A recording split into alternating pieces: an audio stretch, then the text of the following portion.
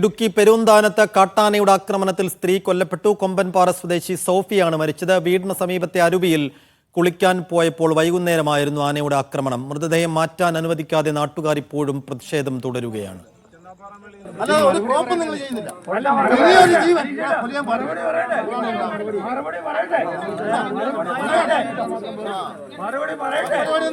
വർഗീസ് വിശദാംശങ്ങൾ നൽകും. സിജോ, 12 മണിയോട് അടുക്കുന്നു. വൈകുന്നേരം നടന്ന അപകടമാണ്. ഇപ്പോഴും ആ മൃതദേഹം അവിടെ നിന്ന് മാറ്റിയിട്ടില്ല എന്ന് മനസ്സിലാക്കുകയാണ്. നാട്ടുകാരെന്താണ് പറയുന്നത്? പ്രതിഷേധം എങ്ങനെ തുടരുന്നു? സൈഫുദ്ദീൻ പ്രതിഷേധം ഇപ്പോഴും തുടരുകയാണ്. അതായത് ഈ സോഫിയുടെ മൃതദേഹം ഇവിടുന്ന് മാറ്റണമെങ്കിൽ കളക്ടർ സ്ഥലത്തെത്തണമെന്നാണ് പ്രധാനപ്പെട്ട ഒരു ആവശ്യം. ഇപ്പോൾ അല്പസമയം മുമ്പ് DFO ഉൾപ്പെടെയുള്ള ആളുകൾ സ്ഥലത്തേക്ക് എത്തിയിട്ടുണ്ടെന്നാണ് നമുക്ക് ലഭ്യമാകുന്ന വിവരം. ഏതെങ്കിലും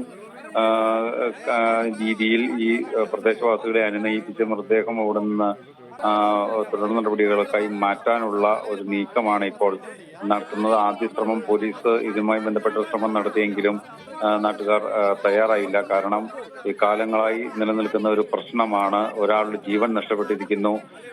നേരത്തെ തന്നെ മുൻകരുതൽ എടുത്തായിരുന്നെങ്കിൽ ഇങ്ങനെ ഒരു ജീവൻ നഷ്ടപ്പെട്ടില്ലായിരുന്നു. അതുകൊണ്ട് തന്നെ വലിയ രീതിയിലുള്ള ഒരു പ്രതിഷേധം ഈ കാര്യവുമായി ബന്ധപ്പെട്ട് നാട്ടുകാർ ഉയർത്തുകയും ചെയ്യുന്നുണ്ട്. വൈകിട്ട് 5 കൂടിയാണ് കൊമ്പൻപാറ നെല്ലിവിള പുത്തൻ വീട്ടിൽ ഇസ്മായിലിന്റെ ഭാര്യ സോഫിയ കാട്ടാനാക്രമണത്തിൽ കൊല്ലപ്പെട്ടത്. കുളിക്കാനായി വീടിന് സമീപത്തെ അരുവിയിലേക്ക് പോയ സമയം സോഫിയെ ആന ആക്രമിക്കുകയായിരുന്നു.